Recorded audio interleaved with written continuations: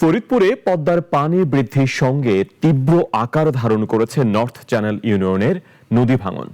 গত এক বছরে নদীগর্ভে বিলীন হয়েছে প্রায় ২,০০০ একর ফসলি জমি, ৫ শতাধিক বসত ভিটা এবং একটি প্রাথমিক বিদ্যালয়। ভাঙনের তীব্রতা বাড়তে থাকায় আতঙ্কে দিন কাটাচ্ছেন নদী তীরবর্তী হাজারো মানুষ। আজিজুল হকের রিপোর্ট, জানাচ্ছেন শাশ্বতী সরকার। ৬ বছর ধরে এভাবেই নদীগর্ভে বিলীন হচ্ছে ফরিদপুর সদর উপজেলার নর্থ চ্যানেল ইউনিয়ন। তবে গত ২ বছরে আশঙ্কাজনকভাবে বেড়েছে ভাঙনের তীব্রতা। পদ্মার অব্যাহত ভাঙনে গেল এক বছরে নদীগর্ভে হারিয়ে গেছে ইউনিয়নের ২,০০০ একর ফসলি জমি।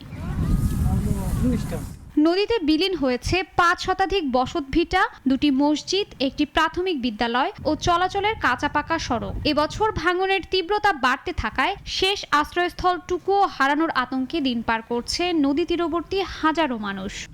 আসলে একটা বাদলি মনে হয় জীবনে একটু শান্তি পেতাম। হুমকির মুখে রয়েছে ইউনিয়নের একমাত্র সরকারি প্রাথমিক বিদ্যালয়, ক্লিনিক, মসজিদ, মাদ্রাসা সহ বহু স্থাপনা।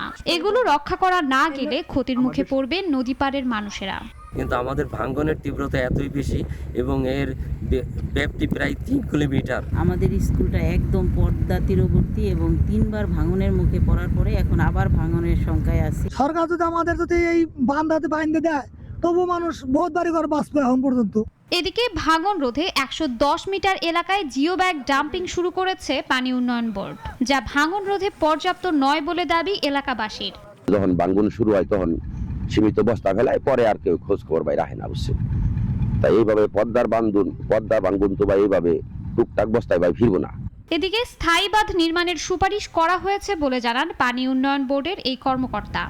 কাজটা হবে ব্লক এবং জিও ব্যাগের মাধ্যমে। আমরা ইতিমধ্যে এটার প্রাক্কলন আমাদের কাজ প্রায় শেষ। আশা করি খুব অল্প সময়ের মধ্যে আমরা এই প্রকল্পটাকে অনুমোদনের জন্য নিয়ে যেতে পারবো। শুধু আশ্বাসে নয়, স্থায়ী বাঁধ নির্মাণের মাধ্যমে নদী ভাঙন কবলিত মানুষের মাথা গোঁজার ঠাঁইটুকু রক্ষা করতে সরকার দ্রুত প্রয়োজনীয় উদ্যোগ গ্রহণ করবে, এমনটাই প্রত্যাশা নদী পাড়ের মানুষের। শাশ্বতী সরকার, নাগরিক।